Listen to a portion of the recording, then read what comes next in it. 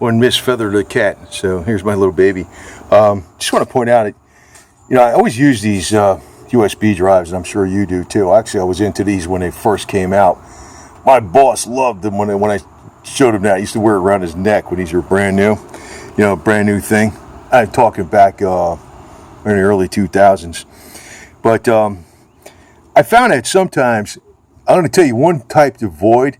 These ones that say like they got a terabyte or half a terabyte or 2 terabytes, unless they're like Kingston, Corsair, or something like that, do not get those drives. They could cost you like $35 for a terabyte USB. They are not dependable. They might be, but the odds are at one point in time you're going to have a problem with corruption of the file system, and you're not going to be able to access stuff. I found that out one time. I said, "Oh, a terabyte." I said, "How bad could it be?" Well, it was bad. I usually go with SanDisk, but this particular one, this one got screwed up inside of a few months. It's a read-only drive right now. We even went back and it did, you go into the DOS command, you do the disk partition, I did the partition tools. I went in the registry editor and I changed it to, I put a value in there so it's not read-only. And it was read-only. I couldn't do nothing with it. It's like it's a read-only drive now because the memory is screwed up. It was always a slow USB drive. And I can't return it because it's read-only with my personal information on it. So I'm not going to return something read-only with my social security number and all this financial data on there and stuff. It's ridiculous. But usually I don't have a problem with SanDisk. They're a pretty good bet. Now, what I've been doing lately, though, is been getting Samsung with a metal one, and these are more money. But usually the Samsung with the metal drives, and also the SanDisk that are metal that aren't plastic, and also I see the one that has like the light. I like the one that has a light. You open it up, you plug it in, the red light comes on. But I've had a couple of these Samsungs, or several of them, for years, and they've never given me a problem, except for this one I just bought. It's a little bit different brand, and it gave me a problem. But I'd stay the hell away from any of the cheaper memory, especially with cameras, using the micro SD cards. You want to go with the name brands. And also I noticed, you'll see this all the time. There's always like a point of less returns. When you get the biggest drive capacity, when it's brand new and a high quality memory, it's going to be a lot more money. So I always go with, right now, a 256 gig is a good deal. If you go to a 512 gig and a Corsair or a Kingston, it's exponentially higher. But that'll change.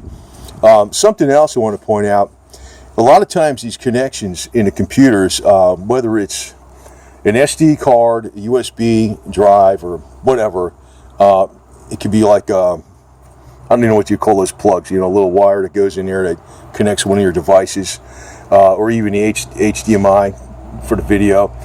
A lot of times there could be the slightest amount of corrosion on there, and I know you say, oh, well, just use electromotive cleaner and clean the connection. You know what actually works better than that? WD-40. And this particular type of WD-40, the one that is a penetrant rust release, because it removes the oxidation and it puts a lubricant on there. I don't know why it is. This stuff works better than electromotive cleaner, electronic cleaner, to make a good solid connection when you're plugging in these memories, no matter where it is. I mean, if it's a memory card in a camera or whatever. And I mean, don't douse it down. You put a little bit on your finger, then rub some on the end of the memory card where the contacts are. Or you put like a drop out of that and just put it right on the end there, and you put it back and forth in there a couple times, and it will make a more solid connection. Now sometimes it doesn't make a difference because the connection's actually working very good, but sometimes you'll notice that you go faster file transfers that way because the connection is that much better. A lot of people ignore this because their head is geared towards electronics and computers, and like I understand more than just that. It's almost like a mechanical thing, it's like, it's an automotive thing that you're applying to a memory chip. It's like that physical connection's got to be good.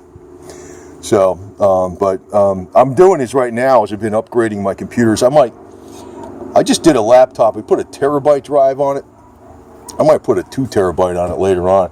And I tell you what, I'm very finicky about a lot of these drives because the drives are hitting. I like doing it. I like imaging a lot of the hard drives too, because even before they're broken or they're getting bad.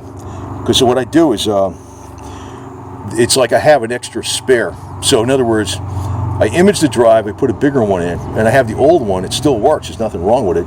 It's just that maybe it doesn't have as much room as the new one. You know, an extra room. But then I have that one on his side. I'll have it wrapped up on his side, you know, away from any kind of dust or anything like that. So if the computer drive goes, I could just swap it out. It'll be all ready. It'll be all ready and all set to go. And I got I got 3 or 4 partition and drive copy software. Sometimes one works and the other one doesn't work. The one computer I had the hardest time upgrading the drive to, it's my old computer that has a lot of software on it. It actually doesn't even have a SATA drive. SATA's when they started getting bigger. The drives are going at least 250 gig. I think the PATA drives, you had a limit to 160 gig. So I had like an 80 gig drive in there. Originally the computer came with a 160, and I had an 80 in there, and it had like 2 or 3 gigs on it. And I was using that thing. I use that a lot, that computer, because it's got so much software on it. And so, and I normally what I do is I swapped out a new drive on it one time because I was wondering if the old drive was going to crap out. So the only one I had available, because it was PATA, it wasn't even SATA, not even talking like solid state or partially solid state, not SATA, it's PATA. It's like real old shit. As a matter of fact, you got to have a different drive enclosure for your because the connections are different from SATA. Well, when I was upgrading that drive last week, I tried one software, then tried another one. I couldn't get it to go. And then finally, I had to do it with one of my old laptop drive enclosures for PATA. There she is. And that's Mama Cat. And I finally got it correct. But then it was, it imaged the drive where it did a 80 gig partition with like 2 or 3 megs free. I had to delete the other partition and move that the primary partition bigger, so I'd have a space on it where, you know, I'd have like maybe half the drive open and free. So I actually had to do like 3 steps with the final software to get that one upgraded. Sometimes this shit's a pain in the ass. And you know, this thing, I tried everything in the world on this, even though it's just, this one is only about maybe 4 months old. It was always kind of slow too, even transferring files, bigger files. This I tried everything. I tried partition magic tools. I went into DOS commands using the disk partition software. Everything. Couldn't get it. I could not get this off of read only. The memory goes bad sometimes, and that's what happens. It goes to read only to protect the data that's in there. That's why it does that. And once it does that, hang it up. It's like there's some kind of intelligent something in the memory itself that when they realize it's getting a lot of bad areas in the memory, it forces it to go read only to protect your data. You can't do nothing about it. This one, when I got this, usually they're formatted from the factory with extended FAT32. I changed that to NT file system. You're better off with the USB drives to go with the NT file system. Way back when I was more into this stuff, where people were using Windows 95 and Windows 98, I was using NT 4.0 for my work because the stupid computers would be crashing left and right. And I was the first one on the block to get Windows 2000, which was another stable operating system that was just prior to XP. You know, just to let you even know that, you know, if you probably don't know this, but there was a corporate XP version out there that was 64-bit XP version. They should have went, you know, that would be the ideal operating system to have now, because I don't even like Windows 7, to tell you the truth. I don't even like that too much. I usually use the classic shell over it. I mean, if it's not there, I can get around it, no problem. But I hate the new stuff because they bury a lot of the advanced menus, and it's a pain in the ass to find them sometimes. If you're looking, you know, for more advanced menus in control panel or something or whatever, it's like they're always trying to gear it for the simple people that don't use computers much. They want to just make it so the stuff they use and they're familiar with pops up first, and they want to hide everything else so as not to confuse them. But that fucks it up for me. So I really don't like a lot of any of the new software out there. And then, honestly, this new YouTube Creator Studio, I absolutely abhor it. It's stupid. That might be a separate video.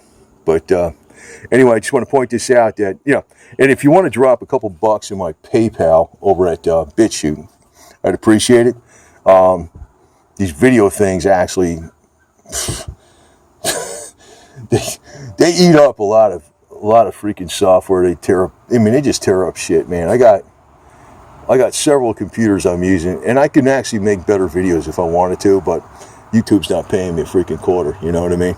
So, but there are other videos going up on BitChute that will never be on YouTube ever.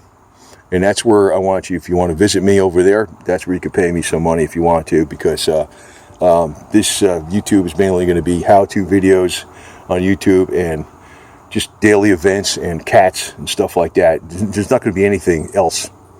Nothing else. Anyway, over and out.